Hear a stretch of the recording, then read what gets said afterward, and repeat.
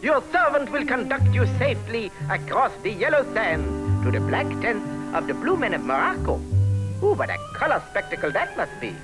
You know why they are called the blue men? That's because they dye their robes and the blue rubs off on their skin. Now, do you believe that? Well, I don't believe it, because that's a lot of unscientific nonsense. That's what it is. Now, they live in here someplace. And as far as this printing is concerned, don't go looking for it over there, because it's only on the map here. And what a map this used to be.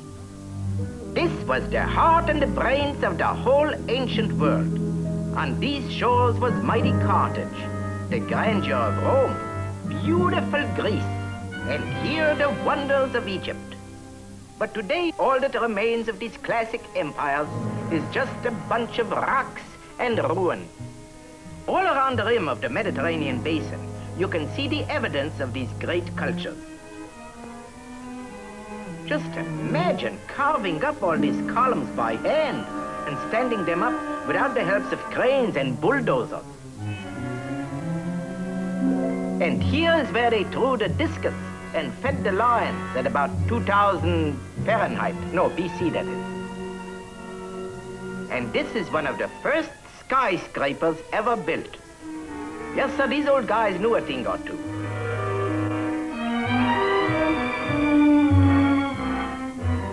Look at this temple in the ancient city of Palmyra, carved in one piece out of the solid mountain. It's sort of an ancient Mount Rushmore. Well, time and wind and medieval termites has messed up all the wonderful work. And the people that planned and built it has vanished away and can only be found in history books. But over here in Morocco, in the shadow of the Atlas Mountains, is Marrakesh, the capital and gateway to the Sahara Desert. The city that's not so cultural, but it's livelier, and it's been jumping for over 2,000 years.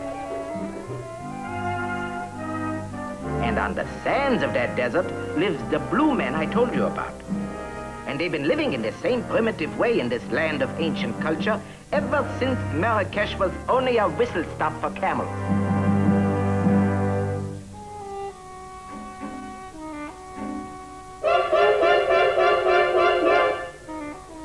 But once a year they have to go to town for groceries, some new duds, and to freshen up. So they launch their ships of the desert and head for the big city. Well, after a couple of weeks, you get pretty tired of sand in your soup. But then suddenly, a Miraji. No, it's Marrakesh. This is the great marketplace. It's sort of a combination supermarket, midway, and bazaar, all in one. This is the quick lunch counter, where our blue friends can order the blue plate special, fried grasshoppers. Barber shops haven't changed in 2,000 years either. Here you can get a shave and a haircut, and all in one place, too. And barbers haven't changed either. He's been yakking all that time, non-stop. Meanwhile, you may ask, where are the blue ladies? Well, where do you expect? At the beauty salon. This season, the popular fashion is a henna treatment, but not for the hair, for the hands.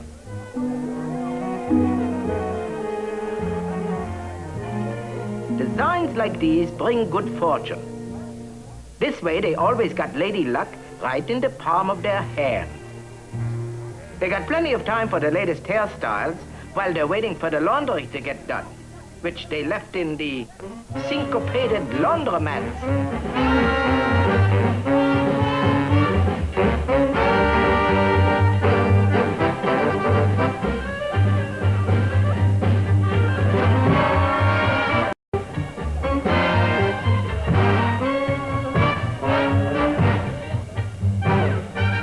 And of course, our blue men visit the hot spots.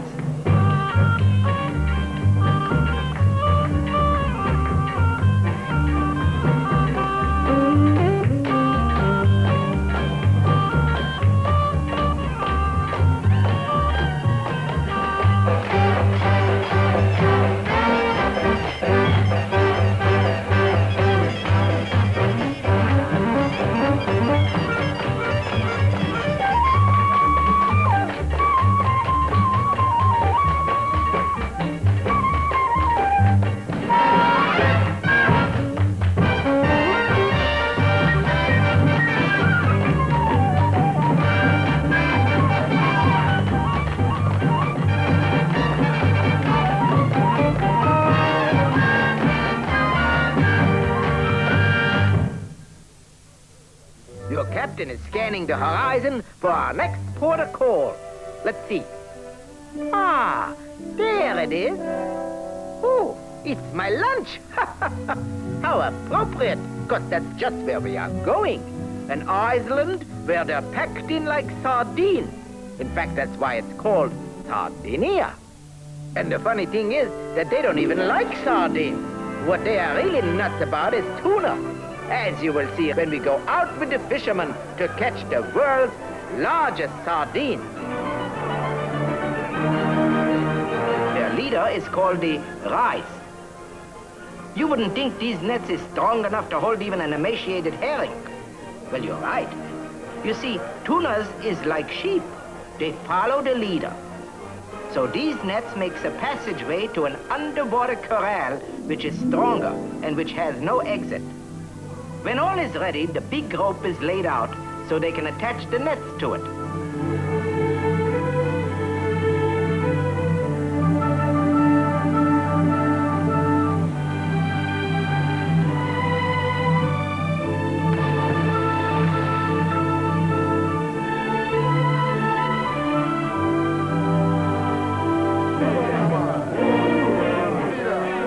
Rope is finally in place, it stretches out 2 miles from the shore.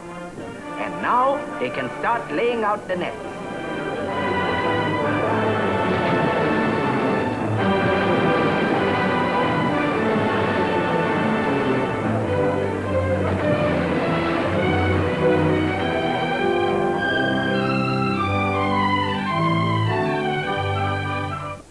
This cross marks the entrance to the tuna corral. The hardest part is just sitting and waiting to see if the tuna is taking that tricky freeway down there. There's one. They're tossing out lures to bring the fish up to the top. Well, looks like the corral is full of tuna, so now it's time to close the gate. They make a square around the fish trap. And after a little prayer, the rise gives the go sign to begin raising the nets.